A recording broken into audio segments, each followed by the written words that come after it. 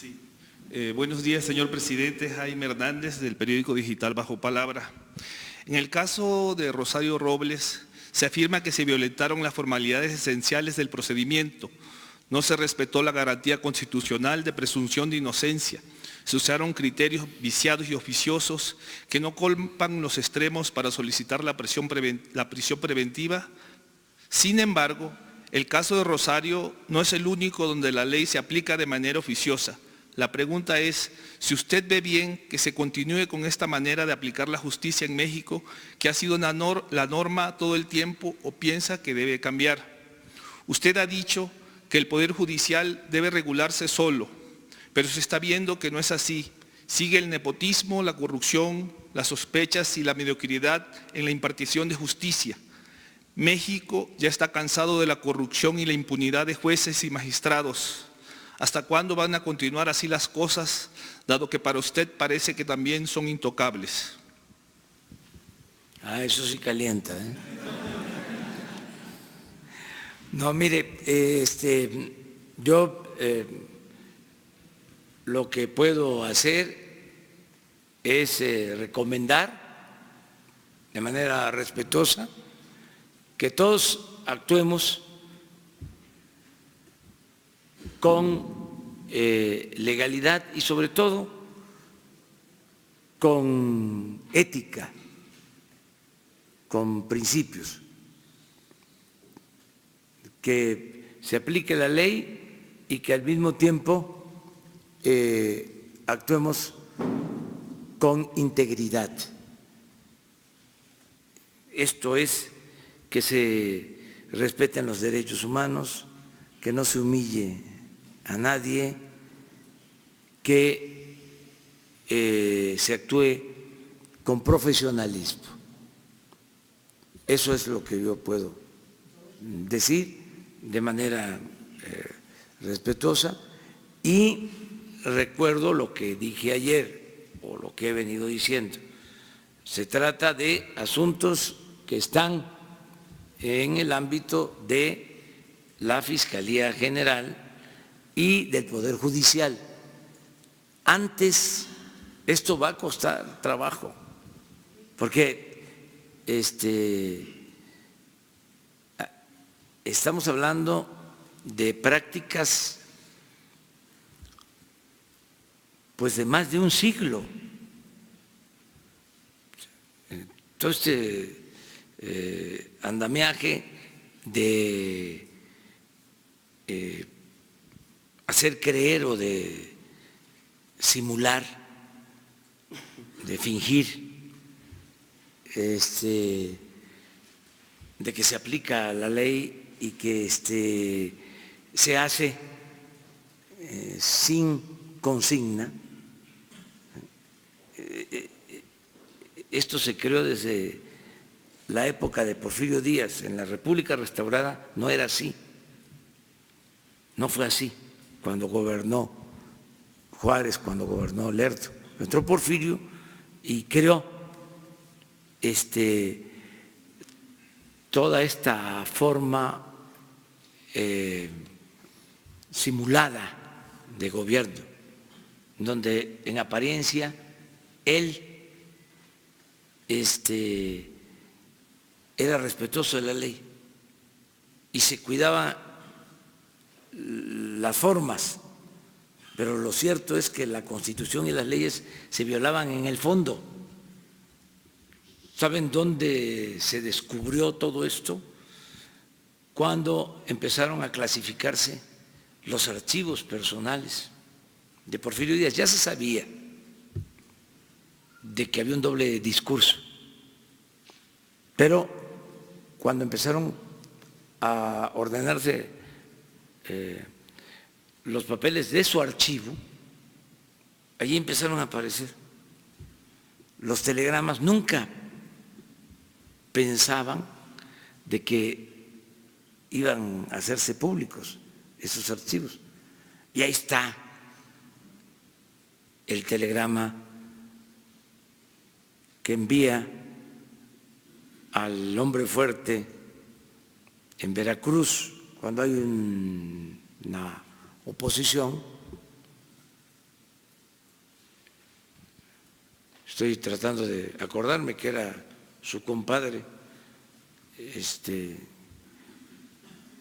que había estado con él como hombre fuerte.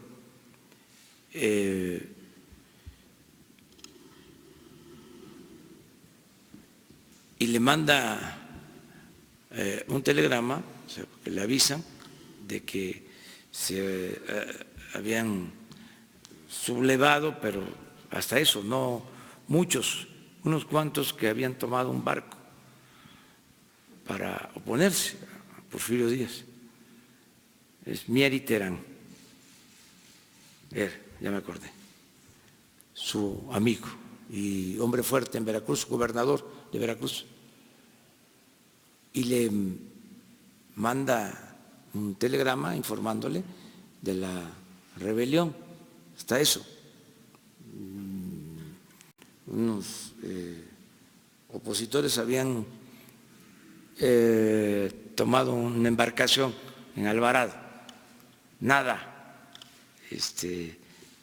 grave o que pusiera en peligro al régimen.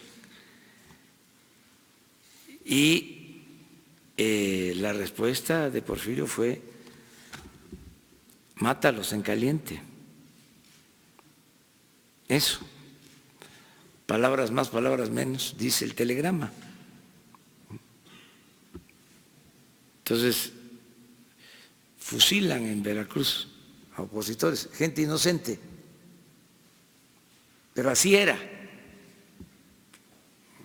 Caso de los periodistas, hay en el archivo una recomendación al gobernador de San Luis Potosí, que también ya llevaba años ahí, y había un periodista que constantemente criticaba al gobernador, que eran 2, 3 hermanos, terminaba uno de gobernador y entraba otro, y así. Los gobernadores en el porfiriato, si él estuvo 34 años, pues habían gobernadores que duraban 20, 30. Entonces, había un periodista muy combativo, valiente, que lo enfrentaba al gobernador y lo encarcelaban. Entonces, una vez se queja el gobernador porque el juez le daba amparo al periodista y salía el periodista y volvía a cuestionar al gobernador. Y le pide un consejo a Porfirio. Todo eso está en el archivo. Por eso ya no se está clasificando, se quedó trunca la clasificación de los más de 30 años. Una universidad estaba haciendo ese trabajo y yo creo que se dieron cuenta de lo que significaba para el conservadurismo, porque es poner al descubierto, es el rey va desnudo, quitarle la máscara. Entonces, en esa ocasión le pide un consejo el gobernador a Porfirio y le dice: Porfirio, mira,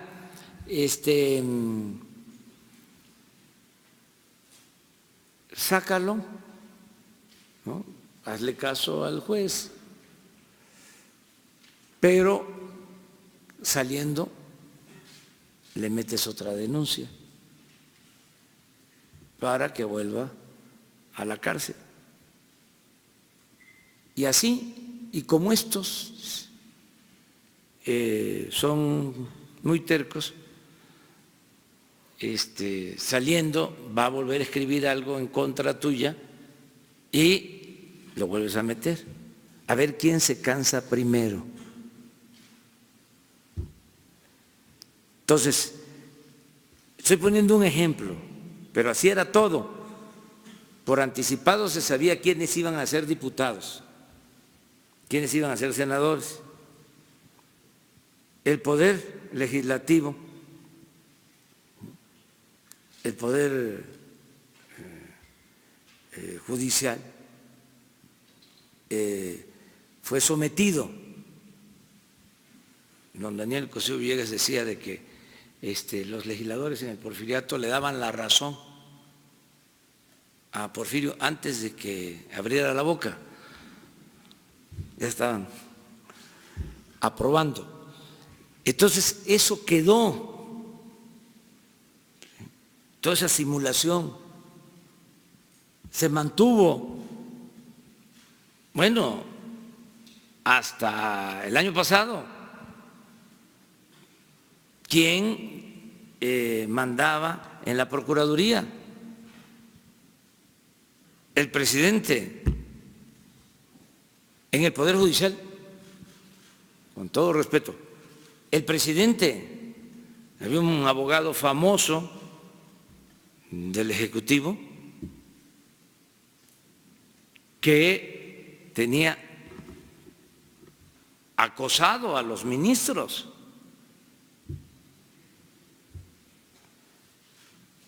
Presionándolos para que resolvieran de acuerdo al interés del Ejecutivo. Entonces, eso se acabó, eso se terminó. Deberíamos todos de aplaudirlo. Miren lo que estamos haciendo, es historia. Por primera vez, la Procuraduría, ahora Fiscalía, actúa de manera autónoma, no depende del presidente. El Poder Judicial es autónomo. ¿Ustedes creen que en las pasadas administraciones se iban a dar casos o se dieron casos como los amparos para construir el aeropuerto en Santa Lucía? 80 amparos.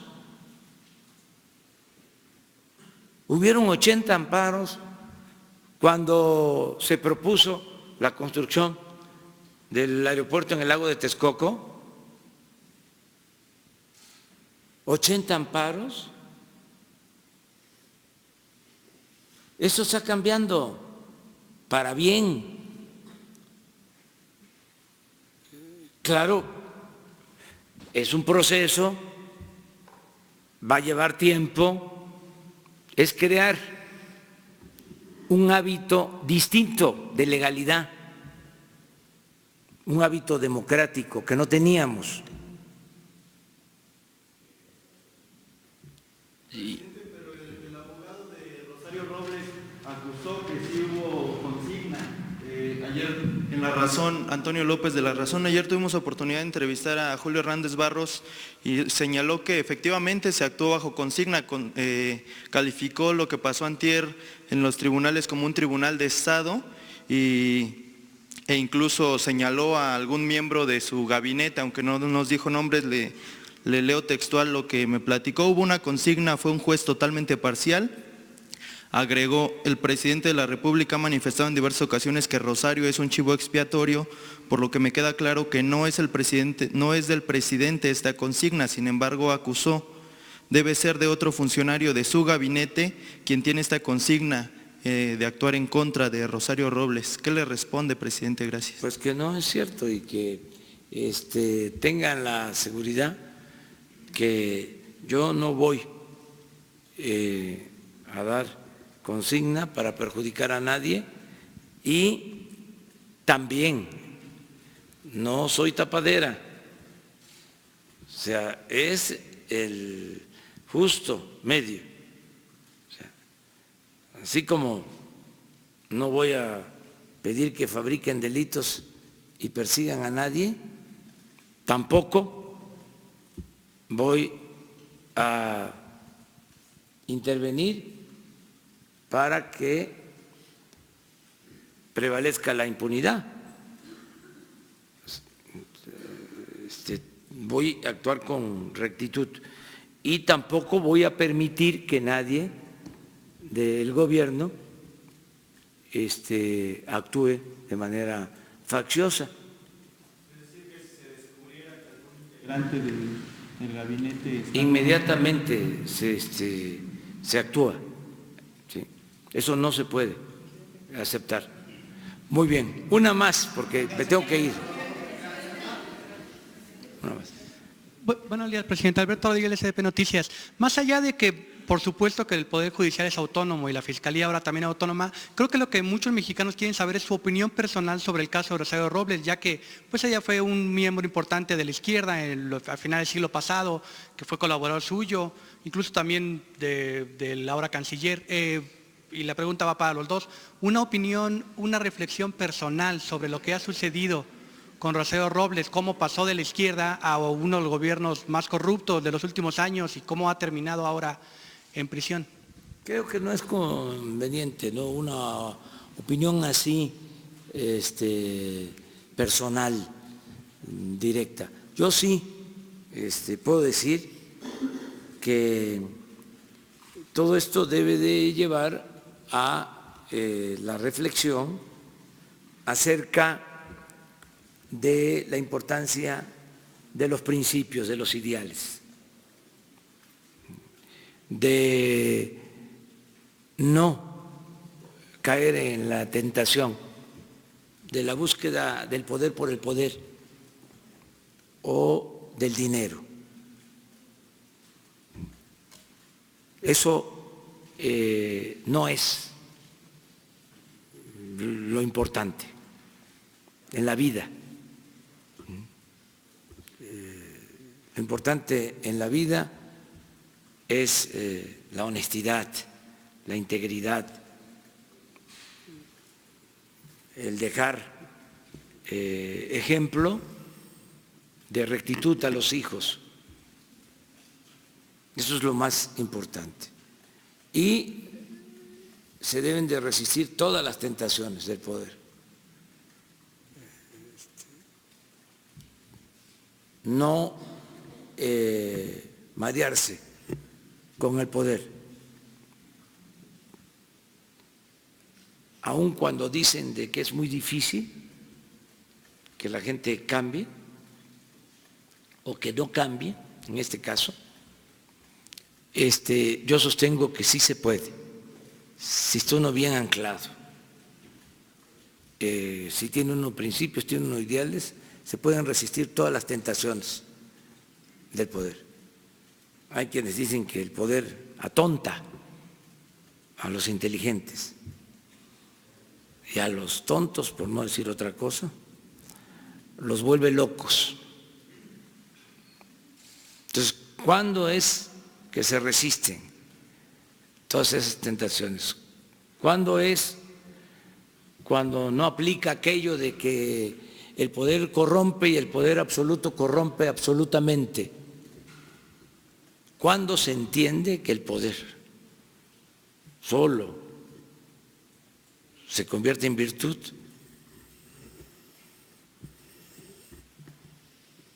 Solo sirve y se convierte en virtud cuando se pone al servicio de los demás, cuando hay ideales, cuando hay principios. Eso es lo más recomendable. Entonces hay muchos, por la tradición politiquera, que piensan que llegar a un cargo público es la oportunidad para enriquecerse, para tener bienes materiales. A veces actúan como acomplejados, inmediatamente mansiones y carros y achichincles,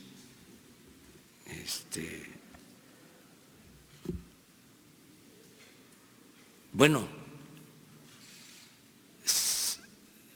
ya ahora menos, porque ahora sí que Fuchi, ¿no? El corrupto, Fuchi, el fantoche, pero antes se sentaban atrás en el carro, yo el chofer adelante y ellos atrás.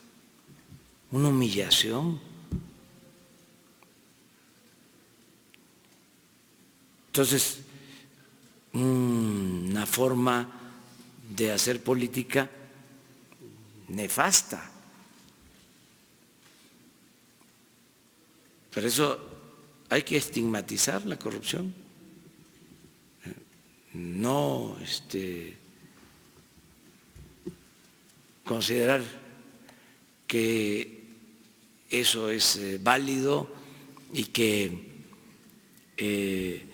es de gente audaz, que son muy vivos. Eso es lo único que se puede decir, o sea, que le piensen, o sea, porque imagínense la vergüenza para un corrupto.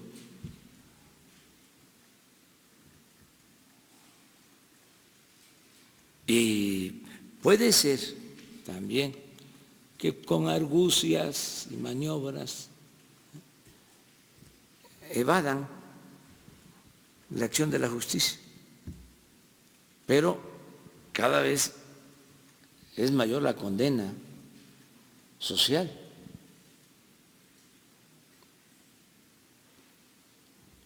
Puede ser que no sean juzgados porque legalmente no haya pruebas. Se decía antes, se le acusa de ratero, no de tonto. Pero, pues en la calle, donde estudian sus hijos, o sea que eso es lo más lamentable de todo. ¿Qué culpa tienen los hijos de un papá corrupto? O sea, ¿por qué tienen que cargar con esa mancha que no se quita ni con todo el agua de los océanos? Ya no se va a quitar, porque no es que no va a haber corrupción y que vamos a erradicar la corrupción así, de que no se roben el dinero en el gobierno, que es dinero del pueblo. No es nada más eso. No. Es que va a quedar la mancha y no se va a quitar ni con todo el agua de los océanos, porque eso es lo que más ha dañado a México, la corrupción, la deshonestidad. Es la causa principal de la desigualdad social y de la desigualdad económica, de la pobreza, de la inseguridad, de la violencia, la corrupción. Entonces, por eso, acabarla, pues, erradicarla. Ese es nuestro propósito. Y es muy lamentable todo esto. O sea, no es también para festinar, no es para hacer campañas de linchamiento, porque también hay mucha hipocresía, ¿no?